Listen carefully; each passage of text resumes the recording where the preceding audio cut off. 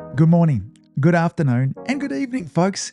Hey, welcome to another episode of the Marketing Your Practice podcast, the podcast where I have the pleasure of simplifying the marketing and the mindset so you, the chiropractor, can increase your income, your impact, and your enjoyment in practice too. I'm sitting here on a Monday morning after a wonderful weekend, and I'm on really quite a high still. I've got back from Concordia. This is a conference, an event that's put on by the ACC, the Australian Chiropractic College over in Adelaide. So this is the spot where my middle boy, Edison, is in fourth year studying over there. And it was brilliant.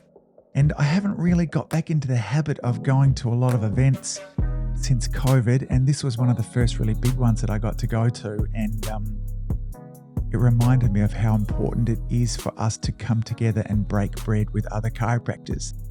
Because we do think differently, we do behave differently, and to be in around family like that is important. One of my favorite BJ quotes is that I love you because you love the things that I love. And whilst in some ways that's a selfish type sort of quote, it does really reflect how I feel about chiropractors and about chiropractic. And when we get together, there's just like a whole bunch of things can be just dropped. We feel the same way about so much there as well. And so I want to share with you a few of the key takeaways that I got from this weekend. And I want to share with you what I believe to be the most important component in communication that we're still missing. And it was evident again this weekend by listening to, so many brilliant people. Some of my favorites from the weekend was an Aussie moved Kiwi, or does he call himself a Kiwi now, Aussie? But Ash Pritchard, he's practicing over in New Zealand at the moment, but grew up here in Australia. He talked about Simon Sinek's concept of the long game versus the short game, or finite games versus infinite games as well. And that really we are sometimes seduced into playing short games in chiropractic. An example of a short game might be just focusing on the pain that our patients come in with. An example of the short game might be going for quick fixes to improve patient volume, to improve staff behavior, these sort of things there too. But if the long game we're wanting to play is, families under lifetime care, we have to be reminded of that all the time. And the long game can be more difficult to play because it's not as easy to score. So long games or infinite games are not as easy to score. The rules aren't as clear. The outcomes are often not visible on a daily basis. If we want the world under chiropractic care and under regular chiropractic care, we need to make sure that we constantly keep that in mind there as well. It was just a reminder of the importance to make sure where am I at and what game am I actually playing there as well. Heidi Havik, and I have known Heidi since she began her journey. In fact, before she had a PhD, I was intricately involved in the Australian Spinal Research Foundation, and we funded and continue to fund a lot of Heidi's work. And to see her stand up on the stage, I think she now has authored more than 70 papers, like extraordinary work. I think she said 78 over the last 2 decades. And the body of work that she has put together is wonderful. If you're not aware of Heidi's work, then please just do a search for Heidi Havik. What she has done, I believe, more than any individual researcher that exists today, is that she is validating chiropractic principles. And particularly, what is fabulous about her research is from day one, she's a graduate from New Zealand Chiropractic College. So her work is always built around a really vitalistic framework as well, rather than wanting to see why does chiropractic help people with headaches, or why does chiropractic help people with get stronger or baby sleep through the night. She's really looking at almost first principles, what happens when we adjust the spine.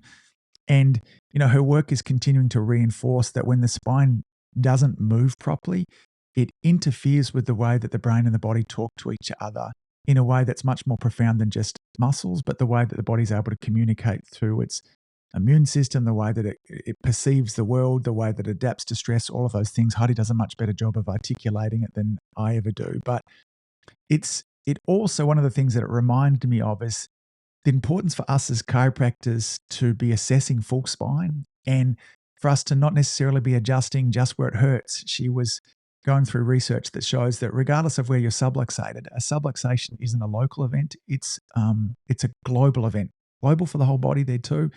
And so if somebody happens to be subluxated down in their lumbar spine, then it does affect motor control up in the neck, and it does affect motor control of the arms, and you kind of name it from there too. So that was really quite profound for me to hear about all of that as well, and for her to go into the complexity of that. And that was kind of dovetailed with a guy by the name of Ken Vag, I think Ken has been in practice for 50 odd years. And Ken just talking about the simplicity of finding subluxations and then correcting them. Like, he talked about, he didn't have somebody come into him with back pain for, until he was years in practice. His story while he was in student clinic, he talked about we'd go into these consultation rooms. There would be a patient lying down on the table there. It would have their name and any relevant details in their listings, but nothing about why they might have come on. And they would assess the spine. Well, they didn't really assess it. They really just adjusted the areas that they were told to adjust. And these people got really well. There's not a low back subluxation. There's not a colic subluxation. There's not an immune system subluxation there too. What we do is that we adjust the spine. We remove stress from the nervous system, and we allow the body to work at its best. And Ken was a great reminder of that for me as well. Another guy, Jamie, I can't remember Jamie's last name, but he gave a great metaphor of the different stages of practice growth that we tend to go through, and that at different stages of growth, there are different challenges that we come across. And he gave this metaphor of, talking about kind of the town that he lives in is incredibly foggy. It's kind of low in a valley, and it's right next to a big river. And because of that, on the chilly mornings, there's often a lot of fog that sits in around there too. And that when we are stuck at a level of plateau in practice, it feels like we're in the fog until we work out what the solution is, and we pop our head up above that. And then we grow to the next level, and we get to experience the next kind of fog there too. He reminded me of what got me to where I am right now will not get me to where I want to go to next. And so we need to be constantly growing and evolving as chiropractors. If you're feeling frustrated because you're in a plateau in practice, then you need to look for what's next. Okay. Know that it's not a straight journey between point A and point B. There are lots of kind of wanders and waves that go along the way there too. I was really fascinated by what people seem to be interested in from the audience point of view, and a lot of the other teaching that was happening there as well. There was a big focus on communication all weekend, and that's not new for chiropractic seminars. Communication is one of those things that as chiropractors, we understand the importance of it. But I believe that we get some of the timing of our communication wrong, and I believe there's an over focus on some of the wrong components of communication. That's what I want to spend the rest of this episode kind of really sharing with you as well, my thoughts on communication, and in particular, my thoughts on the most important communication principle. A little while ago, I did an episode all around Stephen Covey's 7 principles of highly effective people there as well. And I think it's principle number 5, where he says, seek first to understand and then to be understood. And in the context of us as chiropractors, this means putting a premium on truly listening to our practice members before we even begin to share what chiropractic is, what we do, why we do it, what our recommendations are as well. It's about prioritizing the narrative, the concerns, the emotions, and making sure that people feel seen and underheard. It's been said that the most important thing, the thing that everybody is looking for, is some form of validation, and is to be that sense of being heard and seen. And that once we do this, there's several reasons why we want to do this, but basically it allows the person in front of us to actually then hear what we're trying to say. Now, when most of us are communicating, what we're wanting to find is a slick way to say, here's what subluxation is, and here's the impact that it has. And I noticed, Heidi gave a lot of, and again, not for one moment am I suggesting that being really slick and clear with your communication isn't important. It is. But as I mentioned before, it's just the timing. Before we want to get into telling them what we do, why we do it, and how it will change their life, we have to make sure that our practice members feel seen and heard first. All right. So stop wanting to speak to them. Okay. Make sure they feel seen and heard. And in many different ways, in the early days of my initial consultation, the mistake that I used to make is that when somebody came out the back, is that they would sit down, and the very first thing that I would say to them is I would say, John, before we get started, on our visit here today, I want to let you know a little bit about what we do and why we do it. And I made it all about me first. Now, when our practice members are coming in to us, and even on their adjustment visits, their daily interactions, but certainly on their initial consultations, there's a narrative. There's a story they have going on inside their mind. There's a problem that they and their families have been suffering with in many cases, years, often decades as well. And there's a story that they want to tell. And if we don't let them tell that story, there's a possibility in the back of their mind that they don't feel understood. Now, if they're not understood, they cannot hear how we can help them. Okay, so they're wanting to make sure that they can get that point across, and this is not a complex thing really to do. In my initial consultation, once I would sit down with them, the very first thing in terms of how we make people feel seen and heard is that we make sure that we do a really good job in reading their initial consultation form. I had an appointment with another health practitioner again last week, and she had an incredibly long form that I needed to fill out. I went into a lot of detail of it. And then when I sat down in the consultation with her, she was asking me the same questions again, literally the same questions again. It's like, why did I take all the time to fill that out? You're already in it. There was a break of trust that happens in that moment because, I don't feel validated in the time and effort and energy that I wrote down all of those questions. So if I have questions on my forms there and they're relevant, I want to sit down and I want to start by just bringing those up. I would say something like, John, I see here that you've been having some sciatica. It's really flared up over the last 2 weeks. Although you've had this on several occasions beforehand, you're getting a little bit of relief with some over-the-counter medication, some Nurofen that you're taking there as well, but you're really not sleeping at night. Tell me more. So I want to mirror back the key things that they've told me there.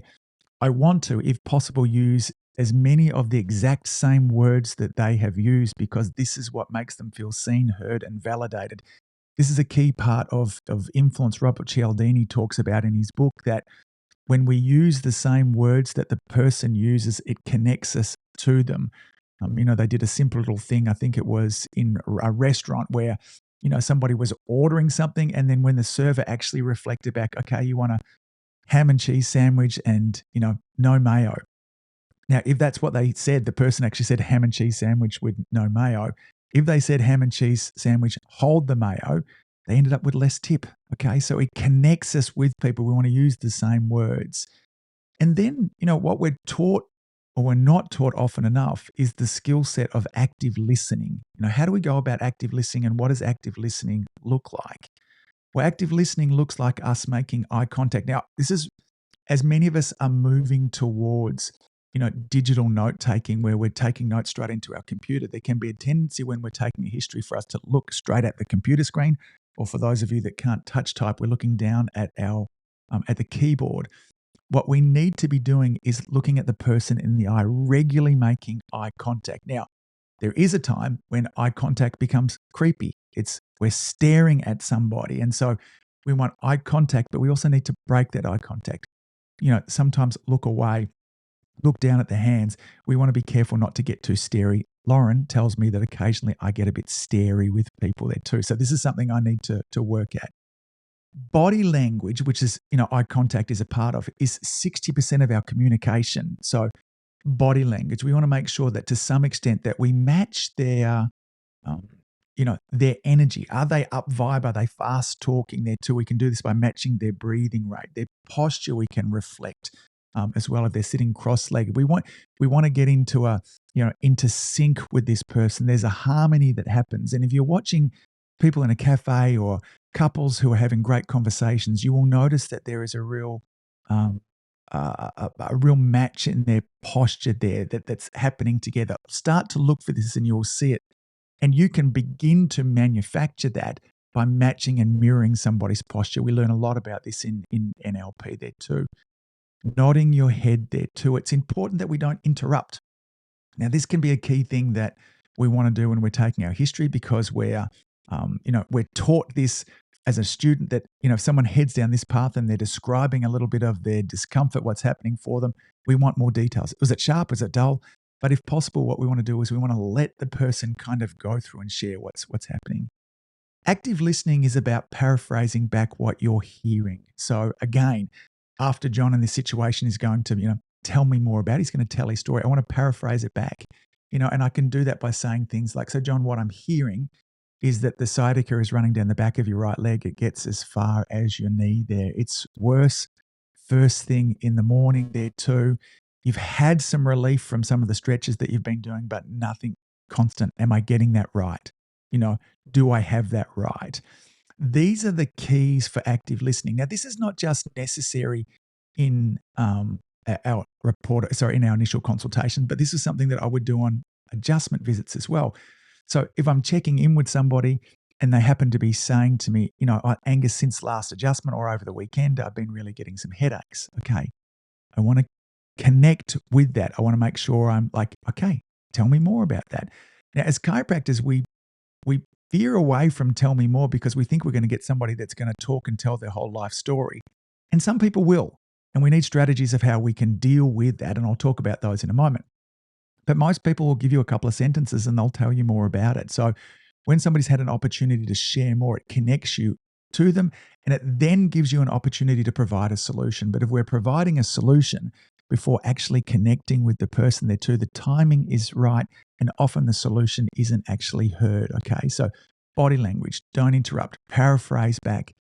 We also really want to look for non-verbal cues as well. So somebody might not be telling you that they're frustrated, but if you have a practice member in and you're checking in how they're going with their progress, and they might be saying, listen, my shoulder is still really hurting. I've still got some tension up across my neck and upper middle back there as well. We might want to say back to them something like this, like, so let me see if I've got this right. The shoulder pain just doesn't appear to have changed at all over the last 2 weeks. You've also got this tension through the middle part of the back. It seems like you're really frustrated about that.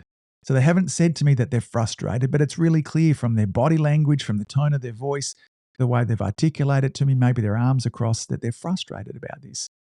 Now, what you will notice is that when you articulate that back to somebody, there's often a sigh of relief. Yes.